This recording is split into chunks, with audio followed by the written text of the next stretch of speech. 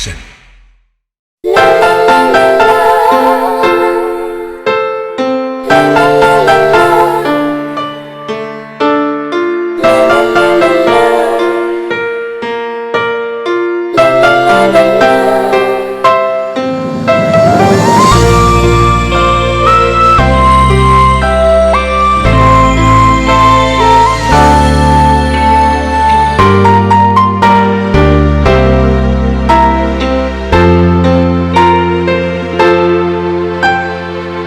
មានសងសាហើយគេស្មោះខ្ញុំនឹង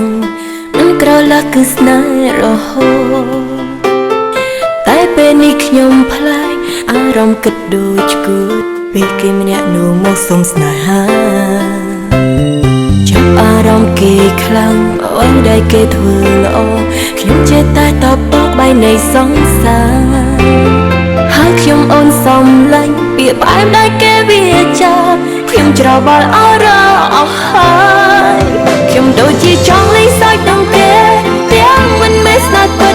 ខ្ញុំចង់នៅក្បែរនៅចិត្តសងមើលចង់ហៅគេបងសងឡាញ់តែចិត្តដូចនៅផ្អើលព្រោះខ្ញុំមិនធ្លាប់ក្បត់ចិត្តសងសាខ្ញុំដូចជាចង់លេងសើចនឹងគេចង់ស្នេហ៍គេខ្លាំងណាស់ហើយដឹងពីអ្នកមិនប្រាប់អ្នកណាចង់បំពេញបំណងខ្លួនឯងលាក់បាំងផ្នែកសងសាទោះដឹងថាក្តីស្នេហានេះមិនស័ក្តិសមតែចិត្តចង់ធ្វើ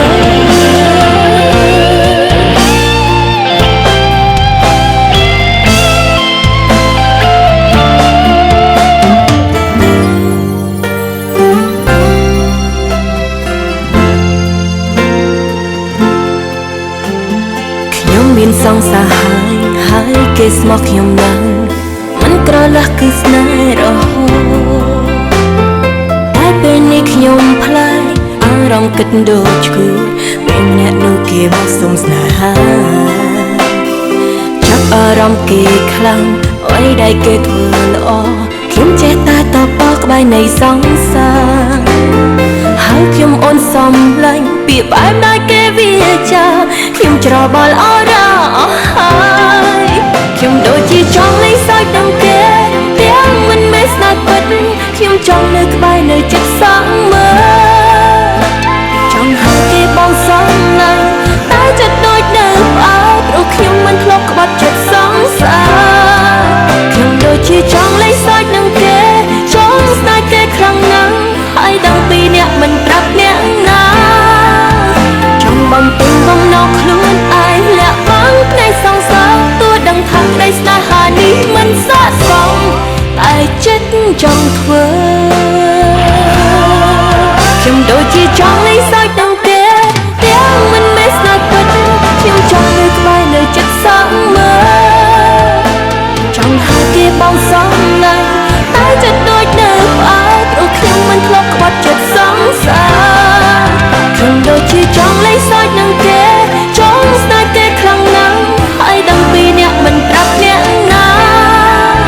ចង់បំពេញបំណងខ្លួនឯងលាក់បាំងផ្នែកសងសាទោះដឹងថាក្តីស្នេហានេះមិនស័ក្តិសមតែចិត្តចង់